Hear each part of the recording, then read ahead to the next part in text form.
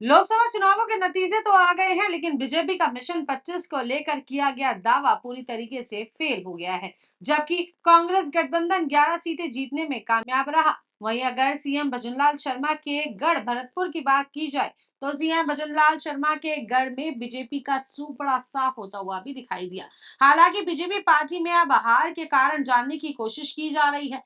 भाजपा को 11 लोकसभा सीटों पर हुए नुकसान के बाद अब बताया जा रहा है कि इनका ठीकरा अब अधिकारियों पर फूटेगा, क्योंकि भाजपा विधायकों और कार्यकर्ताओं ने फीडबैक दिया है कि ये अधिकारी कांग्रेस शासन के समय से ही जिलों में लगे हुए हैं और हमारी बात नहीं सुनते, जिस कारण चुनावों में बीजेपी को भारी नुकसान हुआ है। दूसरी तरफ सीएम के गृह जिले भरतपुर में जिला प्रमुख का भी उपचुनाव होना था, मगर राज्य निर्वाचन आयोग ने इसे स्थगित कर दिया है। कांग्रेस सरकार के पूर्व कैबिनेट मंत्री विश्वेंद्र सिंह ने लिखा है कि भाजपा को जिला प्रमुख उपचुनाव में करारी हार का भय सता रहा है, इसलिए चुनाव पर रोक लगाई है। यह गलत है। आपको बता दें कि प्रदेश में 5 विधानसभा सीटों पर उपचुनाव होने हैं, जिनकी तैयारियां पार्टी कर रही है। भाजपा किसी भी कीमत पर इन सीटों को जीतना चाहती है, वहीं कांग्रेस अपने कब्जे में ही रखना चाहती है। शहर में अतिक्रमण हटाए जा रहे हैं, गरीब लोगों की अस्थायी दुकानों पर बुलडोजर चलाए जा रहे हैं, मगर अवैध निर्माण से बने मॉल पर बुलडोजर नहीं चल रहा। वहीं हाल ही में भरतपुर सीट को लेकर भारतीय जनता पार्टी की ओर से जयपुर में हार की समीक्षा बैठक भी हुई थी, जिसमें जिले के संगठन व नेताओं के बीच विरोध के स्वर मुखर नजर आए।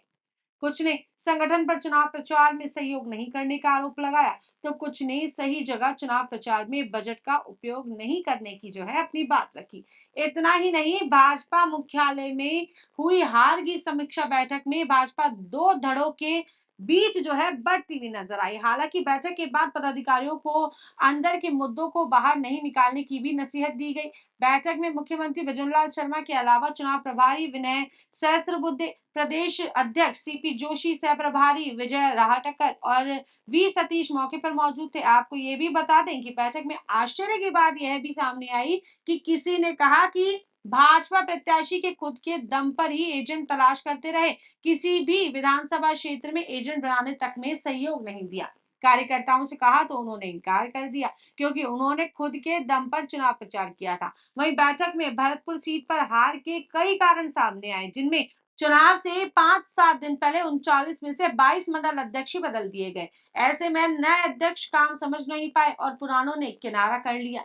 जिला संगठन के पदाधिकारी चुनाव प्रचार में नहीं गए। वहीं दूसरी ओर 2019 के चुनाव में भरतपुर लोकसभा क्षेत्र की कटुमर विधानसभा में भाजपा को 39,351, कामा में 13,223, नगर में 33,759 और डींग को मेहर में 51,772 और भरतपुर की मैं बात करूं तो 62,320, नदबई में 65,035 और वैर में 34,909, बयाना में 39,497 और वोटों की बढ़त मिली थी। जबकि इस बार 2024 के लोकसभा चुनावों में कांग्रेस ने 8 में से 6 विधानसभा क्षेत्रों में बाजी मारी। इसमें भी कामा में सबसे अच्छी लीड कांग्रेस को मिली थी। कटुमर में कांग्रेस को 8,842 और कामा में 46,168, नगर में 16,566, डी कुम्हेर में 2,869 और वैर में 3,482 और बयाना में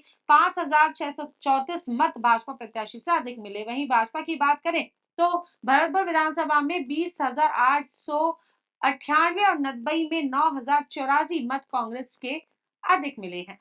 हर इस चुनाव में अकेली कामा विधानसभा ने कांग्रेस की जीत का अंतर सबसे ज्यादा इस बार बढ़ाया है। तो फिलहाल के लिए इतना ही। देखते रहिए पंजाब केसरी राजस्थान। नमस्कार।